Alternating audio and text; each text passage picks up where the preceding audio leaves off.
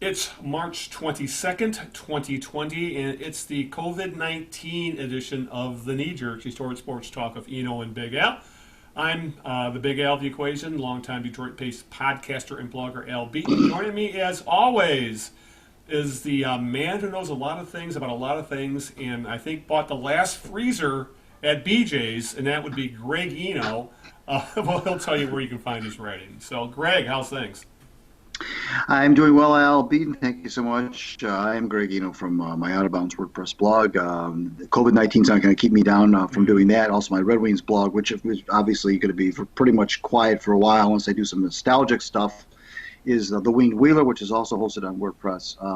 Follow me on Twitter at Greg Eno. Follow the Knee Jerks on Twitter at the Knee Jerks. Al made a crack about a freezer. We were talking before we went on the air about how we're handling things, the self-quarantine and staying away from people and staying at home. And I was telling him that we were fortunate enough to get like one of the last freezer chests in the city a week ago Friday, and which is now packed full of food. So yeah, that was fortunate. Just as you said, just kind of as a precaution, and next thing you know, here we are. Yeah, you know, right, exactly. So we're handling it as best we can. But unfortunately, this is an episode where we're going to kind of tell you that we're going to be not doing episodes for a while. We may come back. We probably will come back at the end of April after the NFL draft. We'll do a post-draft wrap-up, if you will. We'll give you our takes about that. Yeah, essentially as news warrants, because there really isn't a lot going on in the sports world unless one of the leagues decides to come back and gives us something to talk about. And even then, these shows probably won't be our normal 90-minute bitch fest, so to speak. Right. So, but really, we were just on this episode. We were just going to talk about, how much things have changed in the 2 weeks since we last talked about. Because when we last talked, Greg, about the coronavirus, it was just starting to leak into American sports, as they were starting to play in Europe. They were playing empty stadium games and for Serie A in Italy and things like that. But here, about the only concession had made when we talked 2 weeks ago was the NHL had banned reporters from locker rooms, to limit access, and the Big Ten network did, and some of the other networks weren't sending their pre and post game shows to on site for the college basketball tournaments. They were staying in studio. Other than that, that really was all that was going on. And now, Greg, here we are, and we're probably within the next, I would bet, because Ohio is going to go to shelter in place today. I would not be surprised here in Michigan we'll be doing the same thing within the next 24, 48, 72 hours. That media thing you were mentioning seems like, in a way, it seems like weeks and weeks ago. Yeah. and is now like child's play compared to what's happening now. I mean, that's nothing compared to what is going on now, which is nothing, of course. I really find it difficult to believe that MLB will play. To be really honest with you, they may not play this year at all, to be frank with you. If they do play, I can't imagine it being until at least July. I mean, they might pick it up after the All-Star break, have a truncated season. And if anybody thinks that baseball is you're going to see baseball anytime between now and July, I think you're in a fantasy world. I think this thing is going to pretty much shut everything down until at least July. I can't imagine why baseball would even, unless they go to we're going to play without crowds thing. Yeah. I mean, that's the only way I can see them playing. But really, even then, I mean, if the way things are going with the way the edicts are about non-essential businesses and so forth, I don't know how MLB would make the case that they should go forward with any games. Certainly in the near future. Yeah, well, think about it. The NHL and NBA have yet to cancel seasons. They're still planning on getting, at the very least, a postseason in, even if they're playing, hockey and basketball in, July, August, which is, at this point, seems kind of ridiculous to me. Obviously, if you're talking worst case scenarios, we could be dealing with this sort of thing for 12 to 18 months. And to think that sports will even get back to a semblance of normal in even 6, I find hard to believe. No, it's not going to happen. And NHL and NBA should probably just say, sorry, we're not going to have a championship. We're not going to have playoffs. We're not going to crown a champion. Next thing we'll do is a draft lottery and go from there. Yeah, I mean that's right. I guess just use the regular season the standings as they were when this all happened, and that's considered the final standings. And the St. Louis Blues get to remain champions for another year, and away we go. I just think that these are some hard realities that we're just going to have to just accept. I mean, it's nobody's fault. It just is something that happened, and but it would be not only reckless, but would also be illegal, frankly, I think, at this point to to even consider. I think the earliest that unless things go better than they're thinking, June, you could maybe start to assemble again in June, but I wouldn't count on it. Yeah, it's because there's so many moving parts when you think about it, let alone, each state seems to be handling things differently. These states are getting very little true direction from the federal government, or at least from the Trump administration. I suggest for anybody's mental health, do not watch the daily White House press briefing. I'll just leave it at that, because I've watched a few of those, and I've left them wanting to start drinking heavily. But there's so many different moving parts here, Greg, because let's not even factor in what the leagues want to do. These leagues have unions, and they have to come to agreements with the unions as to how they're going to do this. How are they going to figure out pay, for that matter? How are contracts going to be handled? How are you going to handle drafts? How are you going to handle draft lotteries? What about making arrangements for different facilities? I mean, a lot of like the NHL and the NBA, they share arenas. So then all of a sudden you have to start figuring out schedules between, say, the Pistons and the Red Wings sharing Little Caesars Arena, for example. There are so many so many moving parts. There's so many different parties involved. Let alone the TV networks. And now we're talking changes to how money is getting distributed that way. Because no games, no money from TV. There are so many different things. There's so many parties involved here, Greg. It's going to take, even if we get the all clear, it's still going to take months to sort it all out. Well, that, and of course, this is not something that you just roll out of bed one day and say, we're going to start playing games tomorrow. I mean, you have to have mini training camps. You have to have time to get back into shape. You have to get back, especially with games with sports like baseball, where timing with the hitters, with getting their timing back. Pitchers probably would be able to come back sooner than hitters would be able to.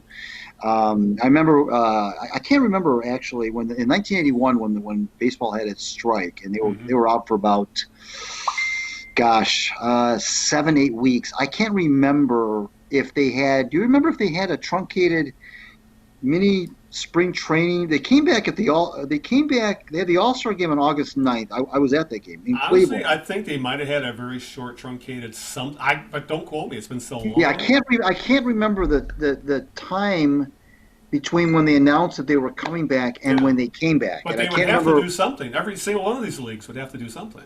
Yeah, you can't just say, okay, we're back. Show up to the arena or stadium and let's start playing. I mean, that's how you get hurt. Yeah, and let's not even talk about minor leaguers, especially in baseball, who are being paid a relative pittance. They aren't going to get paid through most of this stuff, and they got to go to work if they want to survive.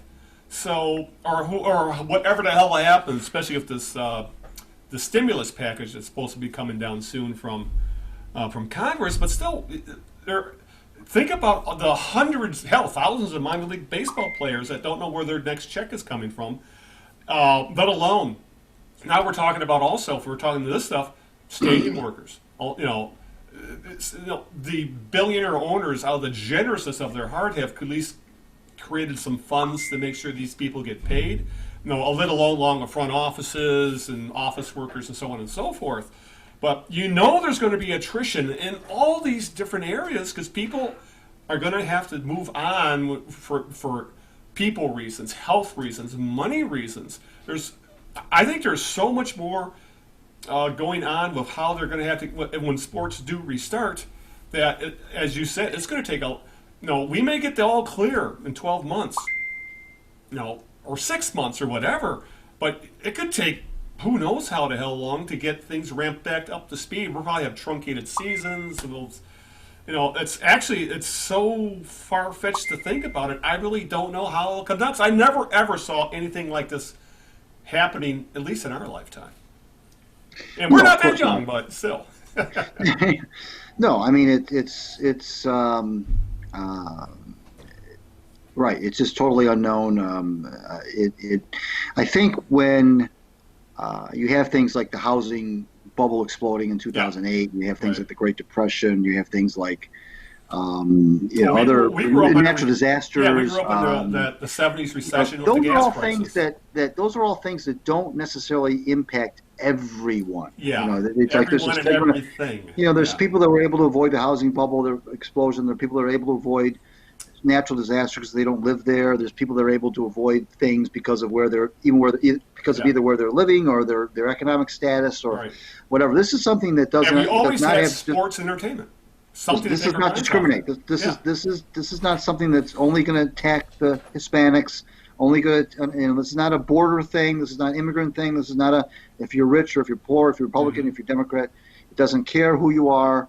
So everybody is going to be affected, in one way, shape, or form. So this is one of those things where you can't, uh,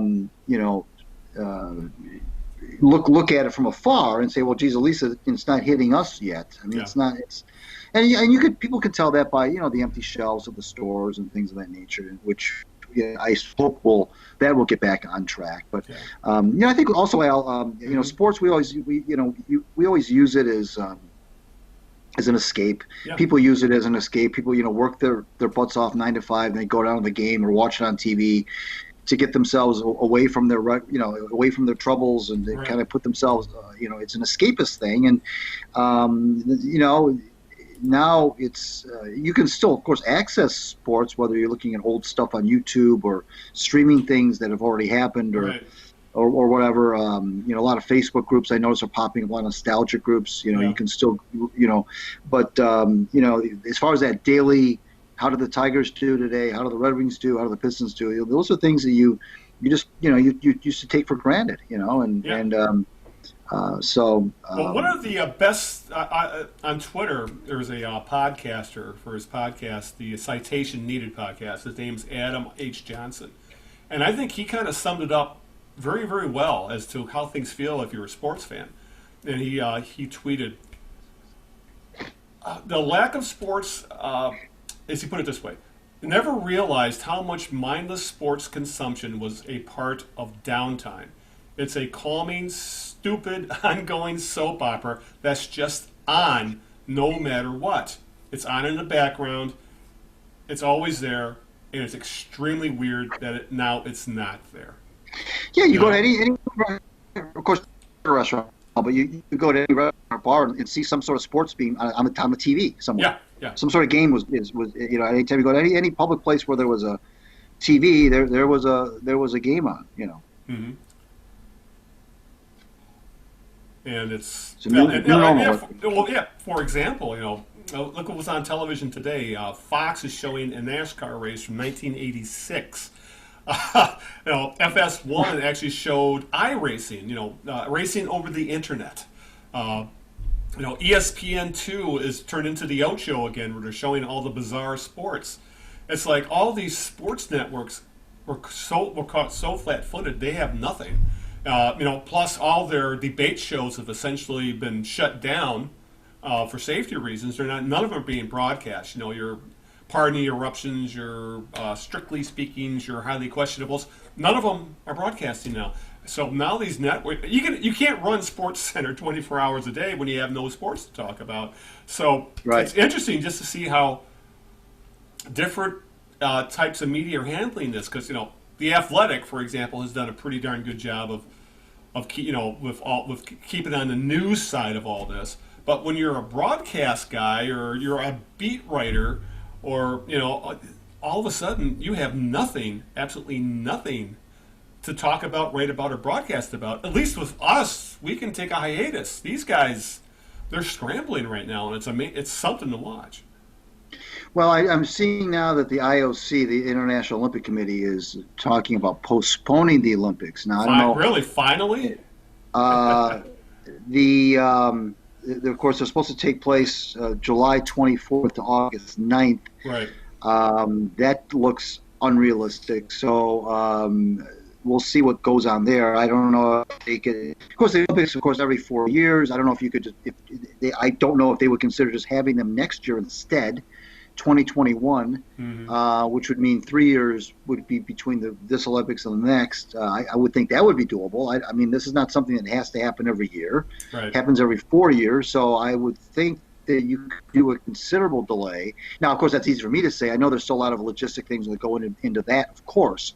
So any decisions that have to be made would have to be made, because you can't just assume that everybody, everything would be available 1 year hence. But I don't know how merely a postponement would. I suppose since it is the Summer Olympics and you're talking about the climate, you could probably get away with maybe holding the Olympics in September, or even October. Yeah. I'm not sure what the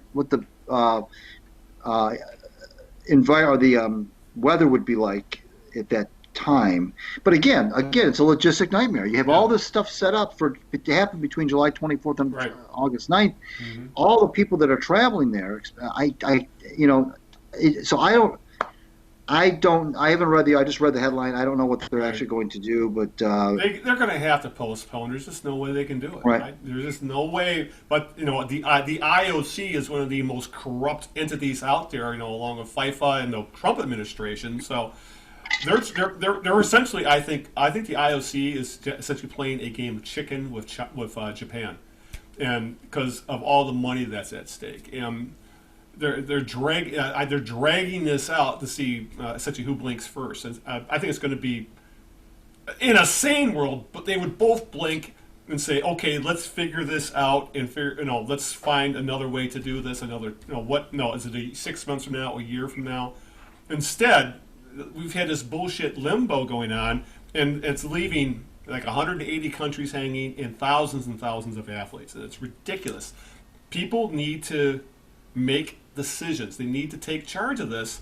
And unfortunately, Greg, we're seeing this in we're getting too many examples of entities that aren't doing enough or aren't taking charge or are hoping someone else makes a decision for them. And all it's doing is hurting athletes, public, whomever you want to talk about. Now I'm seeing in the story that they are indeed, there are a couple committee, the Brazil committee and the Slovenia committee have raised the prospects of a 2021 Olympics. That makes a lot more sense. Norway says it doesn't want its athletes going to Tokyo until the global health crisis is under control, which I can understand that.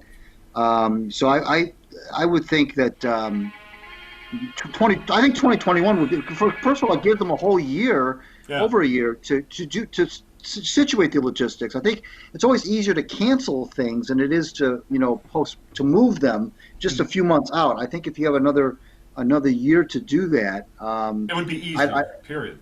You're right. I mean, so we'll see what goes on there. It's funny hearing both our phones binging and bogging with alerts and breaking news and everything. Mine just went off about Washtenaw County now has their first COVID-19 death. So anyway, but. How's things going for you at home? I mean, well, we're hanging in. You're able to work from home, right? I am working from home in my day job, as they say. I'm working from home. Have been able to. I did that entirely last week. It was our first week. The whole company did it. We are now 100%, with the exception of very few people who are essential to being in the building. We are all working from home, and. My team, the communications team in my company, I thought we did a pretty good job the first week, keeping in touch. We had a lot of Skype meetings, phone calls, teleconferences, and so forth. So we'll, it's not so. That's not the issue, Al. It's not. Can you do your job? It's just the whole. It's the disruption. It's not seeing people in person. It's being cloistered inside. My fear is always. People are inside too much. That's not good. I mean, even just regular things, just going out to go to the store, get gas. even when we went to the store yesterday, it just felt good just to get out. Just even though we were just going up to the store. I mean, Yeah. I'm a homebody. I always have been, but there just comes a point where you do still need to get out and just be out of the house. Yeah. And people are not able to really do that much. So I'm concerned about how some people are going to, try to adapt to this mentally. And I also, I'm fortunate. There are a lot of people who can't work from home. There's a lot of people who, either when things close down, they lose their jobs, or they don't have a job, or they work in a scenario where they can't do their job from home. Yep. So I'm fortunate in that regard that I'm able to do my job from home. Our daughter works within a walking distance of the house. She can do her job from home if need be. They haven't given her the okay to do that yet. She works for a small pet business retailer. She does a lot of computer work, and she's in the back, away from customers for the most part. But she's still working a full schedule.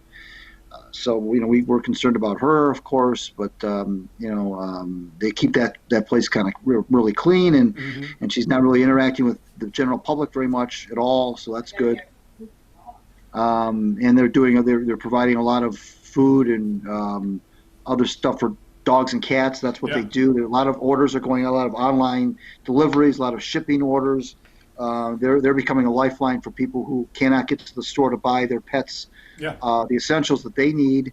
So I'm proud of them for stepping up, and they're offering free delivery now amidst this whole thing. So this is a small business that is just trying to is doing a pretty good job of keeping their heads above water.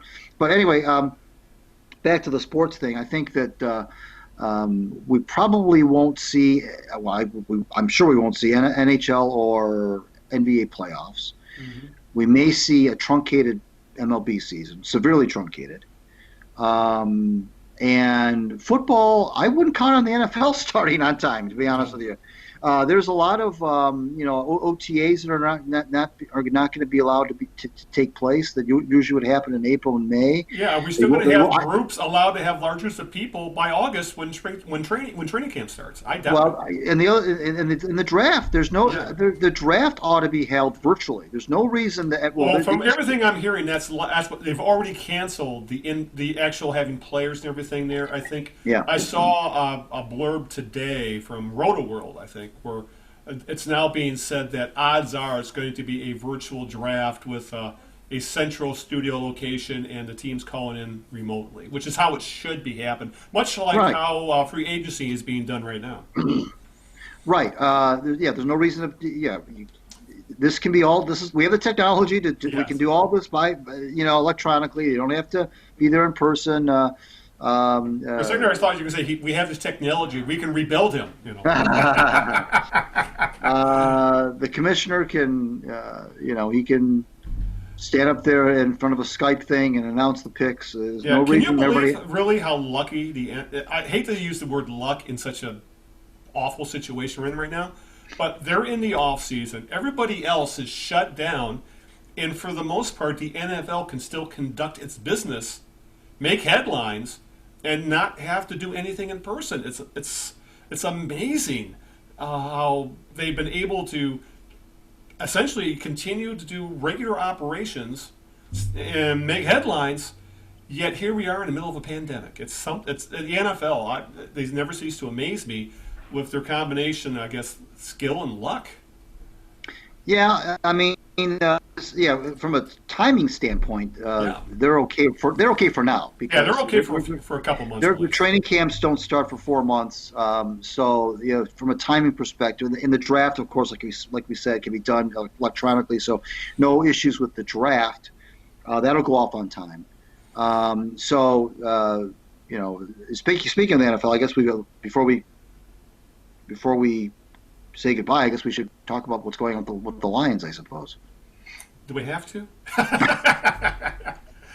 Yeah, we should, because could you picture if this was a normal week? I mean, this has really dominated a lot of Detroit sports, but it's still become kind of an afterthought because everything else is going on in the world. But there's essentially Darius Slay went scorched earth as he left town.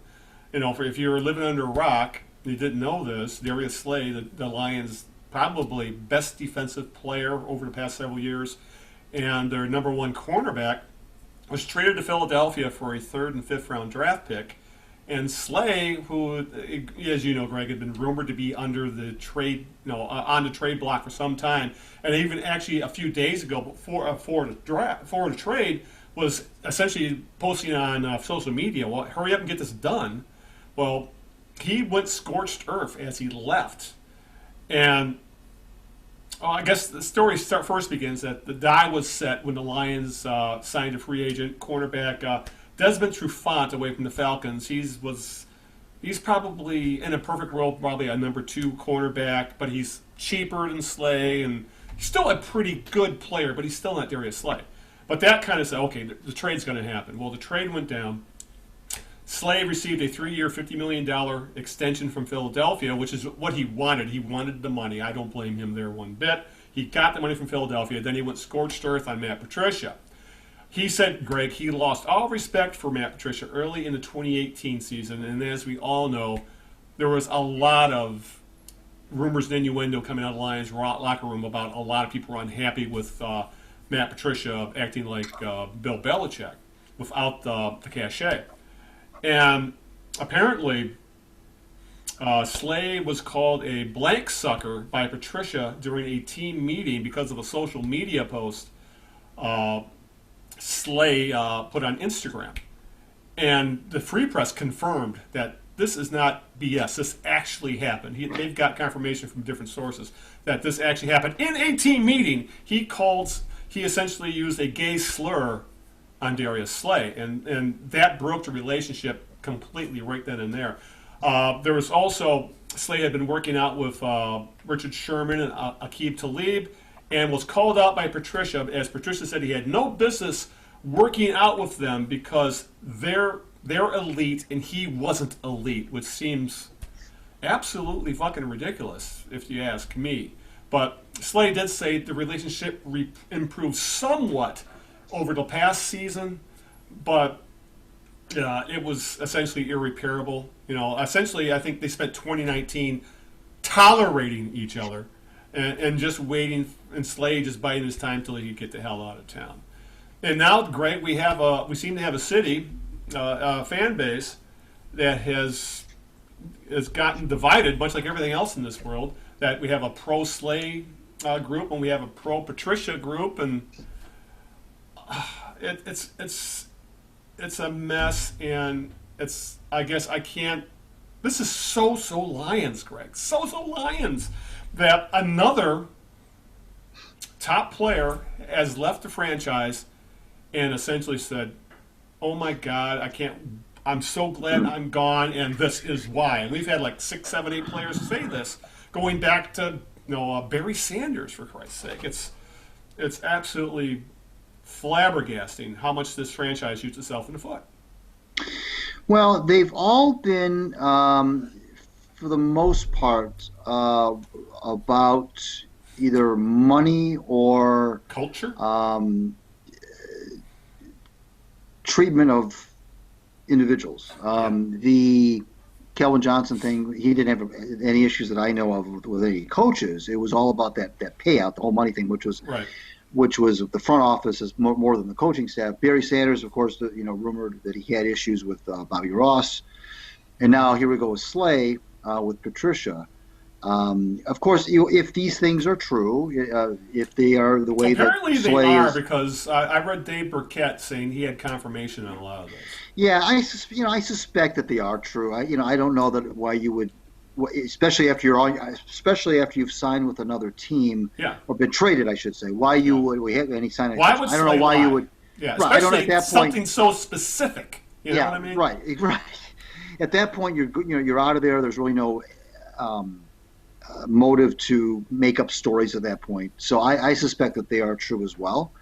Kind of stunning in a way, I suppose, that Patricia would take that kind of tack with one of the star players so soon after coming to Detroit. But who knows? Yeah. It's not a good look. The organization is and then the other thing too, Al, is that after that happened, a lot of national people kind of jumped on, kind of hopped on the same train. And there was another player, I can't remember his name because he was a I don't even know if he got off the practice squad for the Lions. Yeah, I know the guy you're talking about. Yeah, he chimed in. Because yeah, he was a training camp guy. This is what happens too, Al, is when after a guy like Slay, somebody who with that kind of cash says these things, then that kind of opens the door for other people to kind of come out of the woodwork should they choose to do that, right, and kind of say, well, here's what happened to me, and then all of a sudden you got a bunch of people saying, yeah, me too, and so I'm not sure, if that is going to continue. But then you get the Lions' biggest national cheerleader is Dan Orlovsky, who's with ESPN now, and he shredded Patricia and Quinn for that matter. And Orlovsky he's blatantly honest. He says, I love the Lions. I root for the Lions. Yeah. And he's shredded them on social media. Yeah. Yeah. Well, you don't have any, the organization has absolutely zero credibility. Yeah. And even if, I was reading some of the comments, and there's some people that are really not taking either side. They're kind of not taking Slay's side, telling them to shut up, you get out of here, get the hell out of town. Yeah. Not really defending Patricia, but more anti-Slay than they are pro Patricia. Right. And then you've got people that are anti-Patricia that aren't really pro-Slay. They're just, say, here's another example of why this fat, what can't coach and so forth. Mm-hmm. So they're both kind of, nobody's really looking good here. Nobody's really fawning over Slay, and nobody's really leaping to Patricia's defense either. That's what you get when you've got an organization that is as dysfunctional as the Lions have been. And that's why you have the national people now who feel now that they can come out and, pile on, if you will. And again, what are the Lions going to say? Patricia, took the high road. He made some sort of a statement that was very vanilla. We've had private conversations. Yeah, that's fine. I mean, you wouldn't expect him to say anything other than that. But this has been a one-sided fight. This hasn't been Patricia firing back at Slay or saying. And he can't. He realistically. No, I mean, there's even less, as little motive as there is for Slay to do this. There's even less for Patricia to fire back. He's still with the Lions organization. He doesn't need to. He doesn't. I'm sure the guy's gone. He's not playing for he's on the team anymore. There's no reason to get into any sort of mudslinging. So he's doing the right thing. And Slay, for whatever reason, chose to disclose that those events, and I guess good for him. I mean, we talk so much about everybody taking the high road. He decided to just kind of say, this is what happened, and I guess good for him. He could have kept it to himself, and Yeah, it's really the only person he had anything bad to say about was Patricia. Right. Yeah. I mean, he did no problem. Didn't seem to have any problems with Quinn. Didn't seem to have any problems with Rod Wood or anybody like that, ownership, the fan base, the Ford family, the fans. He was fine with. But the coach, he's the guy that you interact with the most outside of your teammates, and this is a chicken or egg thing, Al. You talk about culture. Well, the only way you're going to change that is if you start winning, but then you can say, well, the only way you're going to start winning is if you change your culture. Yeah. So it's a chicken or egg thing. All I know is that these kinds of things usually don't happen with winning organizations. I mean, usually you've never heard anybody badmouth. Well, at least not. I haven't heard anybody badmouth Bill Belichick on the way out the door. I'm sure there have been people. Usually because they walk out the door wearing a Super Bowl ring. Right. Yeah. Right. And if they were to bash him, people, he's got Belichick's wearing a bunch of rings right now, so you can bash the guy all you want, but you can get away with that stuff if you can back it up with winning, like Scotty Bowman, for example, here in Detroit. And what's the famous Steve Shutt quote? You hated him 364 days out of the year, and then on the 365th day, you got your Stanley Cup ring. So Belichick can pull that shit off. That's what bothered me about Patricia, I think, Greg, is that, some guy, he'd never, ever, ever been, quote unquote, a boss, a head coach. He'd always been, position coach and then a coordinator. He had never actually ran. He had never been the face of a franchise. Never, been a college head coach. Nothing like that. And I think the only way of managing anybody he knows is the Bill Belichick style. When anybody who's had any experience as a boss, as a manager, knows different people require different ways of being motivated. And apparently, calling Darius Slay a blank sucker is not a good way to motivate that man.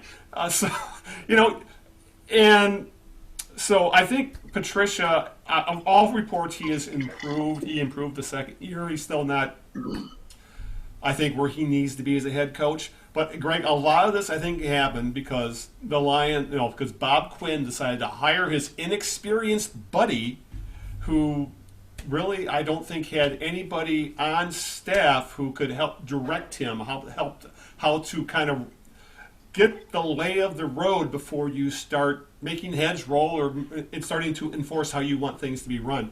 And that's one of the first things you learn as a manager is that when you go into a new situation, you don't start firing people. You don't start barking orders. You watch, learn, take notes, and then make a plan as to how you want to proceed. And it really feels like, Greg, that Patricia came in. He was the literal bull in a china shop, and all he did was piss people off. And he's still paying the price 2 years later. Well, all this, Al. All this makes for a nice diversion, right? Especially right now, there's nothing else going on. So this makes for nice, gossipy type stuff and drama. But you know what? When they do lace them up again for the next season, this is all going to be forgotten about. Slay will be playing for as the long Eagles. As they win, if they win games, it'll be forgotten about. Well, if they don't win games, it'll get thrown back in his face. Well, no. What I'm saying is that what's gonna decide what was meant to say, and I didn't say it quick enough, is that that Patricia's fate isn't going to be decided by this. Yeah. It's going to be decided by if he wins or loses. If the team wins and surprises everybody and has a great year and wins, the Slay thing will be gone and nobody's going to say boo.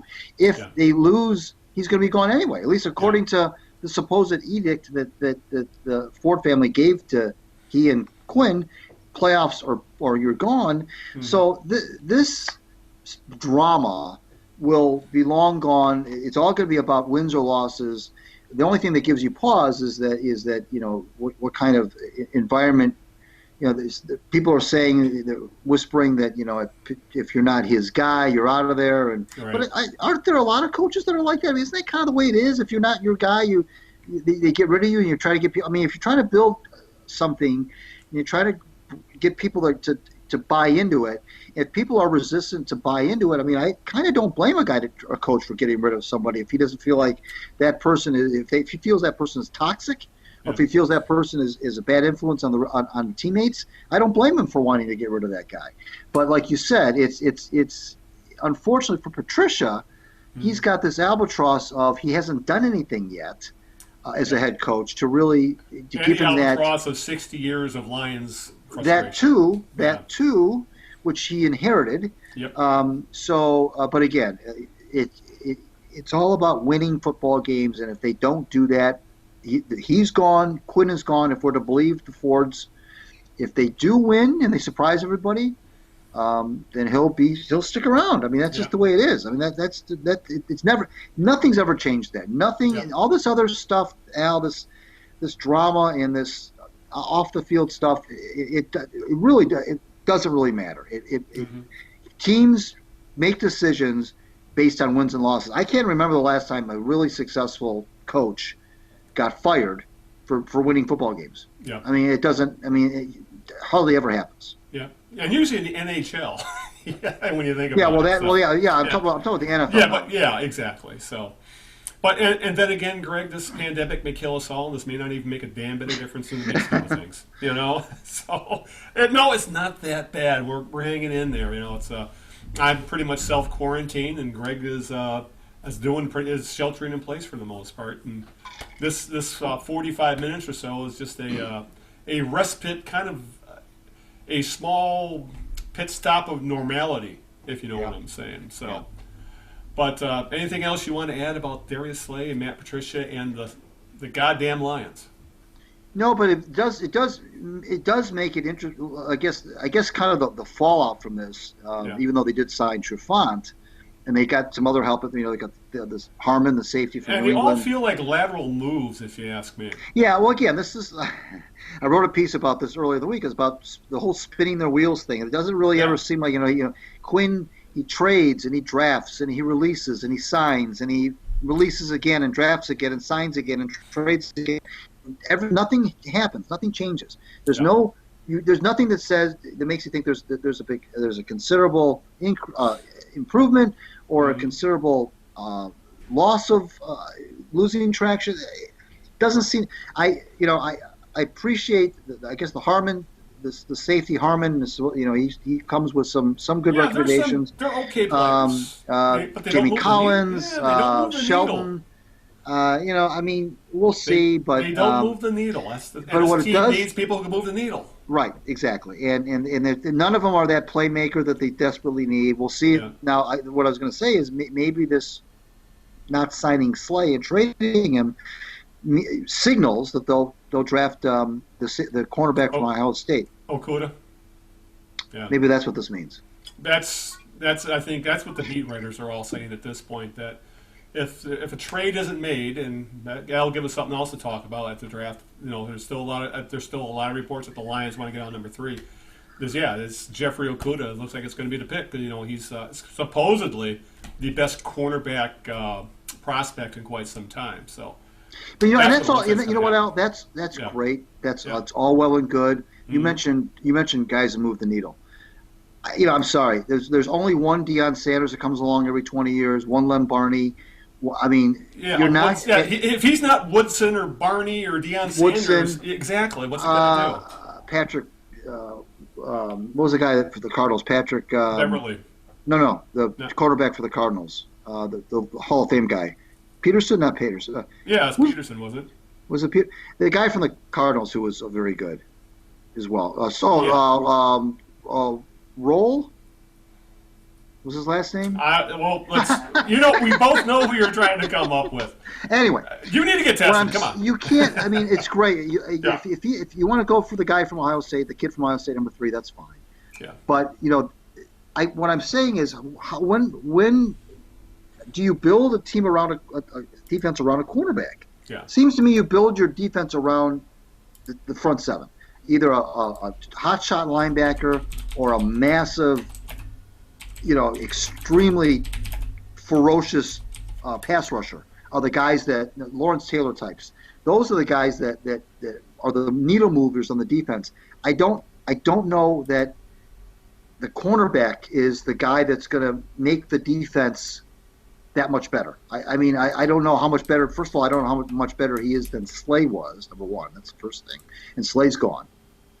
I don't know that it matters who the cornerbacks are if they can't rush the passer, which they still don't seem to have, that ferocious pass rusher, the guy that just, eats up offensive linemen and just, shrugs off blocks and just constantly is in the backfield.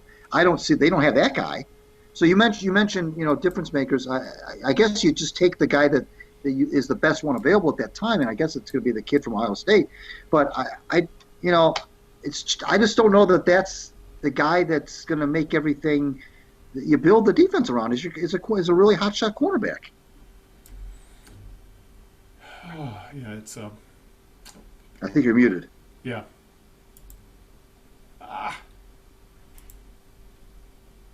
There it is. I have a few different windows up, and I was trying to find Skype so I could unmute it.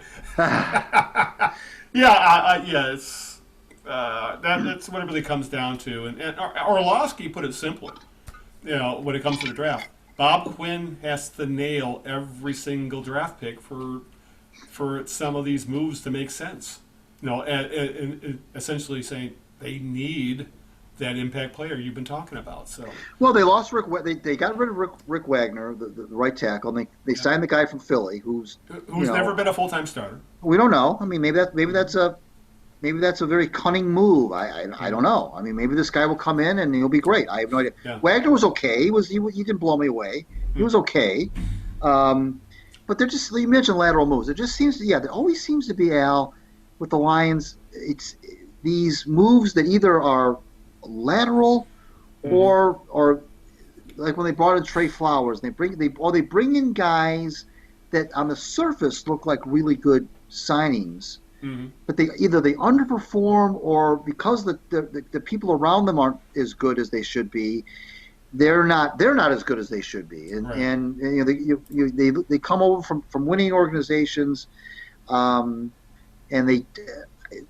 it's I don't know, he's once again relying, to me, too much on free agency. Once again, it seems like he's trying to do too much on the free agent front, and they all seem to be lateral, like you said. There's nothing that's just blowing me away that says, "Wow, that's a great signing," or "Boy, they've significantly improved. That signing means now that position is taken care of." I don't. It just seems to me that he's once again just throwing a lot of money around at people that just I don't see are necessarily all that much better than the people that are gone. And I don't know that they're really significant upgrades. And so, yeah, it's the draft. I mean, that's where it's all about, and that's where it's at. And that's how it's going to be judged. It's not going to be on the free agent thing. It's going to be on the draft. And people always remember your draft picks. They don't always remember your free agent signings. They'll remember your draft picks, and they'll remember, they'll remember who you could have drafted, and they'll remember who you did draft. But they rarely ever say to you, "Boy, you could have signed so and so as a free agent." They rarely say that, but they will tell you, and they'll keep telling you who you could have drafted instead. And their fans are very good about knowing who was available at the time in the draft. Not so much in the free agent front. You can get away with some misses there, and without them saying to you, "Geez, you should have signed so and so." No, but they will say, "What the hell were you doing drafting so and so when you could have drafted so and so?" They'll say that. So it's all about the draft, and we'll know in a little over a month, I guess, how they do. Yeah, it's when they put all essentially they put all their eggs in this draft basket at this point, and I'll just say I am not enthused because, for the most part, most Quinn drafts, especially in the early rounds, seem to be those high floor, low ceiling kind of guys. Again, not the guys that move. They become solid pros, like a Frank Ragnow. But you don't draft Frank Ragnow, and he's not going to win you make you an instant contender. That's usually that's usually quarterbacks, edge rushers, maybe out of his mind. Honestly, that's when you think about it, that's really all, for the most part, the top of the draft has become quarterbacks and edge rushers, I guess, which says how important those are, which is, I guess, why the hope that Chase Young ends up dropping to 3, even though it's probably a pipe dream, might be. I wouldn't say it's a Lions savior, but he could help transform an awful defense to at least average. If the Lions have an average defense, I think they're at least a 500 team. So. If you get to 500, then they probably get another year of the Quintricia, and who the hell, I don't know. At this point, Greg, it's the draft. We'll have to wait and see what gets drafted. If it's Okuda, if it's Young, whomever, and then we'll wait for training camp whenever the hell that might come. So, all right. With that, who's your jerk of the week if you have one? Well, I do have one. I was thinking about this. It's got to be Rudy Gobert, the player for, I think it's for the Jazz, who I think he was the first one to test positive for. He's the one that literally started all the dominoes falling. He got tested positive right, pretty much on national television right before the game on ESPN started, and he was making light of the thing, and he was touching everybody's microphones and touching all his teammates and. Thought it was a lot of fun and thought it was funny, and he's the first one that tests positive, and that it wasn't so funny anymore. And I know that who was his teammate that was upset with him? Donovan Mitchell, and who was tested negative, but he was upset with Gobert as well. He should have been. There were a lot of he even said the guy was not taking anything seriously and was being very reckless in the locker room. Yeah, and we're not talking about 2 months ago. This was. Right when things were really starting to hit. A week and a half ago. And which feels like forever when you think about it. Right. So Gobert, I wasn't even sure I was going to do a jerk of the week because I wasn't sure how long we were going to talk today. But Yeah. I did settle on him. Yeah. God, where do I go with my jerk of the week? There's so many places. You know what? I think I'm going to go with Dana White in the UFC. When all this came down about a week and a half ago, all the leagues started either suspending operations or, we're going to hold off and wait and see what happens before we make any major decisions. We start canceling things off. The only sporting event, I think, live sporting event that went down in the world last weekend, Greg, was that UFC event in Brazil. UFC were blood, spit, guts, Yeah. Right. Close contact. Yep. It made absolutely no sense at all to run a UFC event in the middle of a pandemic when it looks like when you don't at that time you don't know exactly what's going on, but from everything that's trending, it's not trending in a very good way. But from many reports I've read that one of the reasons they went on is that Dana White is buds with Donald Trump. Dana White being the head of UFC, and Trump asked him not to cancel. And plus, it was out of the country. It would never have gone down if it had been in the States. But since it was in Brazil, and Brazil's got its own set of major issues, the event went on, and it ended up being broadcast nationally. I think ESPN had it on for like 6 hours. So it was extremely irresponsible, I think, on everybody involved's part, from UFC to ESPN to whomever encouraged it, from the top down. So that's my jerk of the week. And probably be, I guess, at this point, it'll probably be my jerk of the month till we get to the draft and probably talk again. It'll be Dana White in UFC because it was absolutely irresponsible as hell to do that. That is. That for sure is, yeah. All right. Is there anything you want to add before we say goodbye and when we tip our hats and say we'll see you guys in about a month? No, I mean we're gonna have probably no matter what happens on the sports, we'll probably celebrate our 11th anniversary in late May. We can always come up with something to talk about. We can bring some old friends back and talk with them and maybe see how they're doing. But no, we'll see everybody. What the draft is? What do you have the dates, Al, of the draft? I believe the 23rd of August. Not August. No. Maybe it will be August. No, 23rd April, which is okay. We'll be so we will come back on the 20. That's whatever that Sunday is, or the Sunday afterwards, depending on your availability. Right here. Oh yeah, 23rd. The 24th is a Friday, so it'd probably be the 24th of April. So yeah, we could probably, maybe the 26th or whenever. So right, but I know you're on a schedule. You're on a every other week schedule, so it may not be that Sunday may not be. It'll be around that time. We'll put it that way. Okay. Yeah, because I'm not sure what my schedule's going to look like because I don't know when the next time we're going to go to the cottage right now. Right. I don't know what Linda's schedule is going to be looking like because it's been obvious she's an ER nurse, so things have been crazy for her, and I'm obviously worried sick. Sure. So, and I haven't seen her for obvious reasons, because I have because I'm on medication that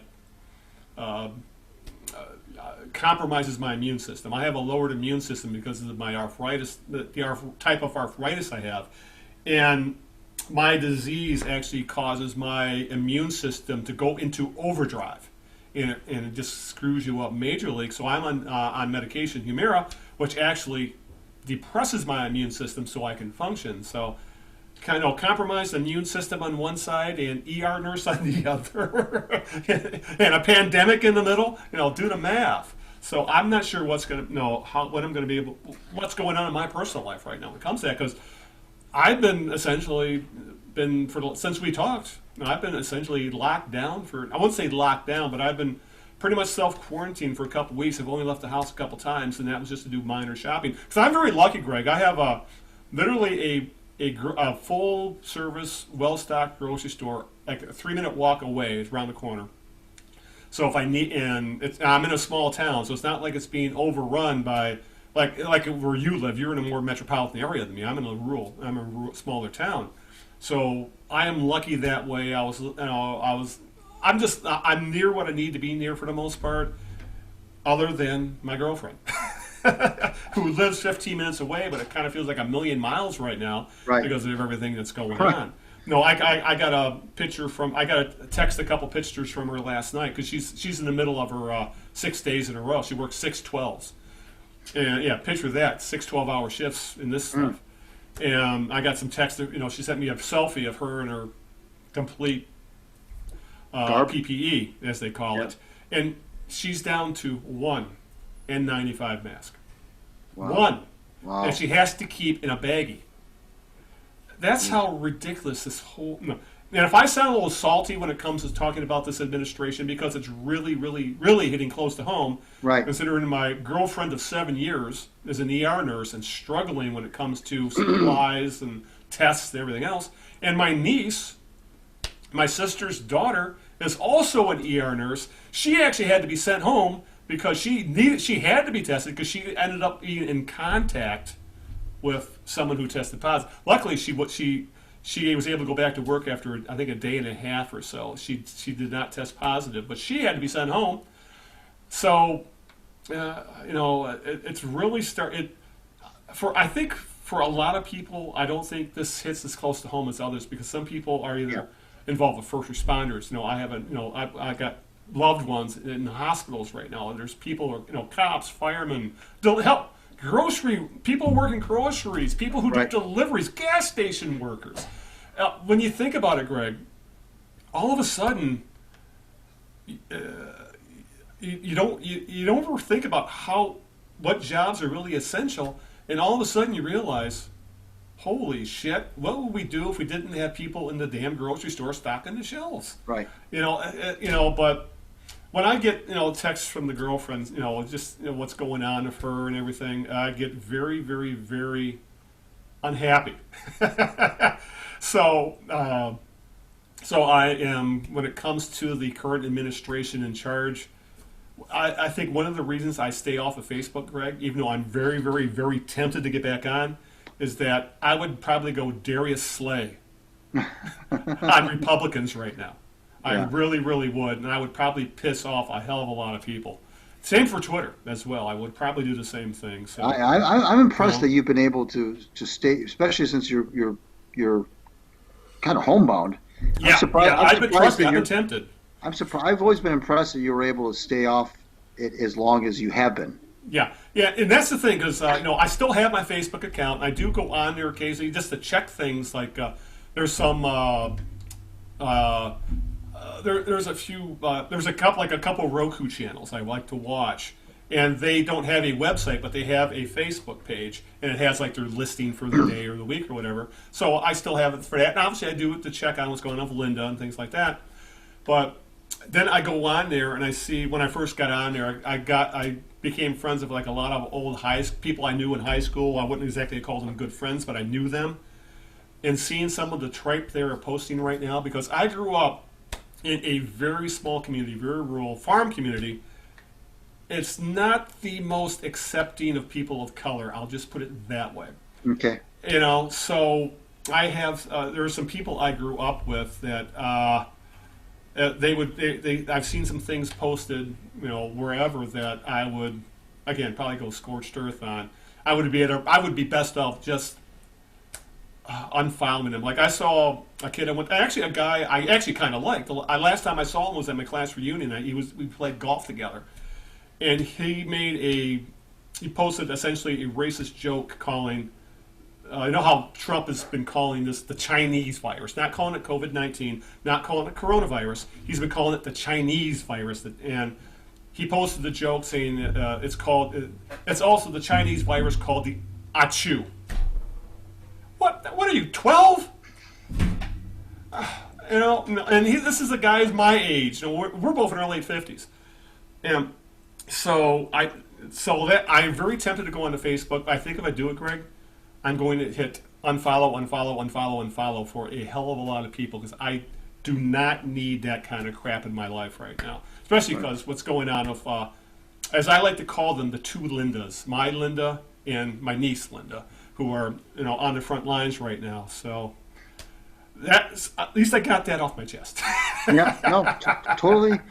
Totally understandable. Yeah, Totally and understandable. I'm going to miss our bi-weekly chat. We'll probably at least miss one. So I'll be very much looking forward to talking about the draft with you in a few weeks. It'll be nice, especially at that point, to Because I talk have a about. feeling we'll still be locked down, or at the Oh very yeah, least, things for will sure. be still dicey. We'll put it that way. Yeah, for All sure. right, anything you'd like to add before we wrap it No, up? All right. no, not really. Just All right. stay Stay healthy. safe. Stay healthy. Stay safe, and Think about stay you. I think about inside if you I can. think about Linda a lot, and especially Yeah. being so close to the action there. So Oh, I got one more thing before we wrap it up. How's yeah. Bean? Oh, he's doing great. He must be kind of weirded out at first seeing everybody there all the time. He Or is he is. just loving it because he gets all this attention now? No, he's a little rock star. He's we take him into the Nikki's pet store every so often, and every just gravitates to him. He's a little rock star. He's very entertaining, and he's one little guy who's happy because everybody's home now a lot. I'm home a lot Yeah. now, and well, Nikki's still doing her thing, but her schedule allows for at least 2 days off during the week and then a Yeah. short day. So I think he's enjoying everybody being home a lot, and the weather's getting nicer, so he's able to spend more time outside. He likes to go outside. Yeah. So he's. I think Bean needs his own Instagram account or something. Yeah, he may. He's got his own Facebook account. Oh, I didn't know that. Maybe well, if I go back to Facebook, I'll have to follow Bean on Facebook. Yeah, it's Bean Eno. Bean Eno. Bean Eno. I'll keep that in mind. I should link it, actually. Bean Eno on Facebook. All right, before we go, if you want to listen to the show, listen to the back catalog, whatever, because if you want to listen to us rant for an hour and a half every couple weeks, we are available on Apple Podcasts. We are on YouTube, Stitcher Radio, iHeartRadio, Spotify, Google Play. TheKneeJerks.net will take you right to the show notes. It will take you, if you want to just right-click on the link, the MP3, download it, do with it what you will. Obviously, Greg, the Twitter. We are at the Knee Jerks on Twitter. Greg's got his sites, The Winged Wheeler and Out of Bounds. And obviously, we do have a fan page for the Knee Jerks on Facebook as well. I think that about covers it, doesn't it? I think it does, yeah. All right. So all we can say, people, is please stay safe. Stay inside. Just don't take any unnecessary risk right now. And, Greg, we're both in the at-risk category when it gets pretty close. I know I am, for sure. And we're managing to stay healthy and do okay. I feel fine right now, and it looks like you do as well. So we're trying to be role models, Greg. Everybody else do the same. So That's until yeah. As soon as I finish this up, I'm opening a bottle. I gotta admit, I have been drinking a little bit. Not today, but yeah, I think I'm going to have some more wine tonight. Okay. All right, with that, let's wrap things up. So we'll see you in about a month. Might be 4 weeks, might be 5, depending on our schedules and how the NFL draft goes. But we'll have we'll have more NFL draft discussion, and I'm sure we'll have lots more to say when it comes to what's going on at the world at large. Because I'm sure after another 4 weeks of staying at home, Greg, we'll probably be a damn party with bottles of scotch or something with us. So, but until that time, this is Al Beaton saying thanks for listening. Good afternoon. Good luck, and aloha. Ciao to everybody. We'll see you in about a month. All right. And, of course, I hit the wrong button. Let me get that out of the way. Goodbye, everybody.